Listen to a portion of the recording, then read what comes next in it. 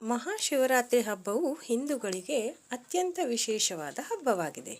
ಈ ಮಹಾಶಿವರಾತ್ರಿ ಆಚರಣೆಗೂ ಅನೇಕ ಕಥೆಗಳಿವೆ. ಅದರದೇ ಆದ ಹಿನ್ನೆಲೆ ಇದೆ. ಶಿವನು ಪಾರ್ವತಿ ದೇವಿಯನ್ನು ವಿವಾಹವಾದ ದಿನವಾಗಿ ಶಿವರಾತ್ರಿ ಎಂದು ಹೇಳಲಾಗುತ್ತೆ.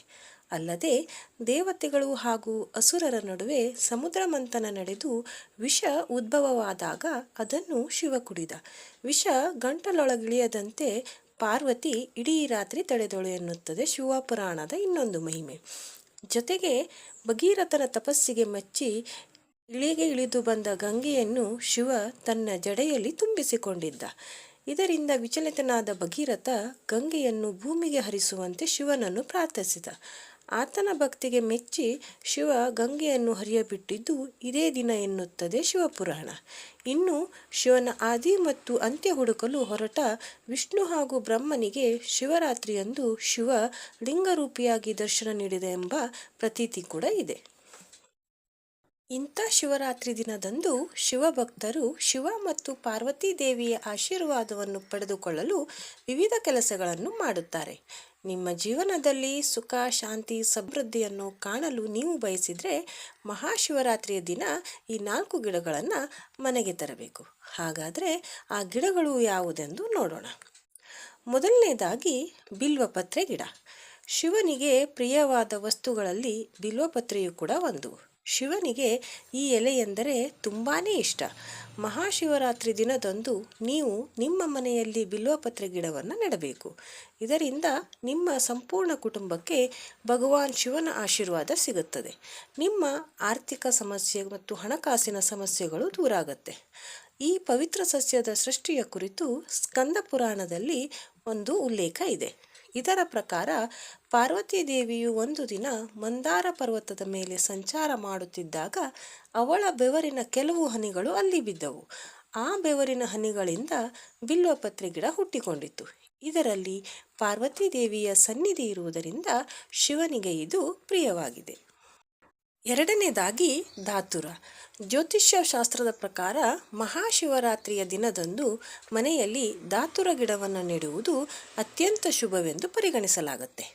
ಈ ಗಿಡವನ್ನು ಮನೆಯಲ್ಲಿ ನೆಡುವುದರಿಂದ ಸುಖ, ಸಮೃದ್ಧಿ, ಮನೆಯ ಐಶ್ವರ್ಯ ಹೆಚ್ಚುತ್ತದೆ ಎನ್ನುವ ನಂಬಿಕೆ ಇದೆ. ಕಪ್ಪು ಧಾತುರ ಗಿಡವನ್ನು ಮನೆಯಲ್ಲಿ ನೆಟ್ಟು ನಿತ್ಯ ಪೂಜಿಸುವುದರಿಂದ ಪಿತೃದೋಷ ನಿವಾರಣೆಯಾಗುತ್ತೆ. ಅದರ ಹೂಗಳನ್ನು ಶಿವಲಿಂಗಕ್ಕೆ ಅರ್ಪಿಸುವುದರಿಂದ ಅಡೆತಡೆಗಳು ಕೂಡ ನಾಶವಾಗುತ್ತೆ. ಈ ಪವಿತ್ರ ಸಸ್ಯಕ್ಕೆ ಸಂಬಂಧಿಸಿದಂತೆ ಒಂದು ಅದ್ಭುತವಾದ ಕಥೆ ಇದೆ. ಸಾಗರ ಮಂಥನದಿಂದ ಹೊರಬಂದ ಹಾಲಾಹಲ ವಿಷವನ್ನು ಶಿವನು ಕುಡಿಯುತ್ತಾನೆ. ಇದರ ಪರಿಣಾಮವಾಗಿ ಶಿವನ ಗಂಟಲು ನೀಲಿ ಬಣ್ಣಕ್ಕೆ ತಿರುಗಿತು ಮತ್ತು ದೇಹದಲ್ಲಿ ಹೆಚ್ಚುತ್ತಿರುವ ಶಾಖದಿಂದ ಅವನು ನರಳಲಾರಂಭಿಸಿದನು. ಈ ಸಂದರ್ಭದಲ್ಲಿ ದೇವರುಗಳು ಧಾತುರವನ್ನು ಅವನ ತಲೆಯ ಮೇಲೆ ಇರಿಸಿದರು ಮತ್ತು ಅವನಿಗೆ ನೀರನ್ನು ಅರ್ಪಿಸಿದರು. ಇದರಿಂದ ಶಿವನು ಒಂದಿಷ್ಟು ಪ್ರಯೋಜನವನ್ನು ಪಡೆದುಕೊಂಡನು. ಧಾತುರವು ಶಿವನ ನೋವನ್ನು ಕಡಿಮೆ ಮಾಡಿತು. ಅದಕ್ಕಾಗಿಯೇ ಅದು ಶಿವನಿಗೆ ಬಹಳ ಪ್ರಿಯವಾದ ಗಿಡವಾಗಿದೆ. ಹಾಗೆ ಮೂರನೇದಾಗಿ ಶಮಿಗಿಡ.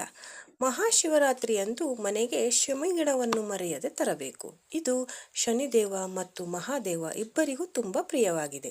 ಈ ಸಸ್ಯವನ್ನು ಮನೆಯಲ್ಲಿ ನೀವು ನೆಡುವುದರಿಂದ ವ್ಯಾಪಾರ ಮತ್ತು ವೃತ್ತಿ ಜೀವನದಲ್ಲಿ ನೀವು ಅಂದುಕೊಂಡಿದ್ದೆಲ್ಲ ನಡೆಯುತ್ತೆ.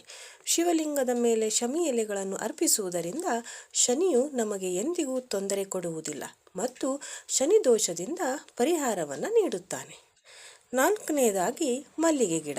ಮಲ್ಲಿಗೆ ಹೂವುಗಳು ಪಾರ್ವತಿ ದೇವಿಗೆ ಪ್ರಿಯವಾದ ಹೂವಾಗಿದೆ. ಮಹಾಶಿವರಾತ್ರಿ ದಿನದಂದು ಮನೆಯಲ್ಲಿ ಈ ಗಿಡವನ್ನು ನೆಟ್ಟರೆ ದಾಂಪತ್ಯ ಜೀವನ ಸುಖಮಯವಾಗಿರುತ್ತದೆ. ಇದರಿಂದ ಮನೆಯಲ್ಲಿ ಶಿವನ ಆಶೀರ್ವಾದ ನೆಲೆಯಾಗುತ್ತದೆ. ಶಿವನ ಕೃಪೆಯಿಂದ ಎಲ್ಲ ಅಶುಭಗಳು ಪರಿಹಾರವಾಗುತ್ತವೆ ಎನ್ನುವ ನಂಬಿಕೆ ಇದೆ.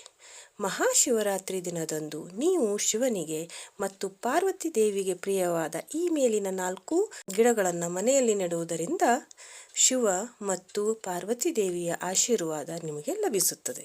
ಮನೆಯಲ್ಲಿ ಸುಖ, ಶಾಂತಿ, ಸಮೃದ್ಧಿ ತುಂಬಿ ಇರುತ್ತದೆ. ಧನ್ಯವಾದಗಳು. ಈ ವಿಡಿಯೋ ನಿಮಗೆ ಇಷ್ಟ ಆಯಿತು ಅಂದರೆ ಈ ವಿಡಿಯೋನ ಲೈಕ್ ಮಾಡಿ, ಶೇರ್ ಮಾಡಿ, ಕಮೆಂಟ್ ಮಾಡಿ, ಹಾಗೆ ಚಾನೆಲನ್ನು ಸಬ್ಸ್ಕ್ರೈಬ್ ಮಾಡಿ.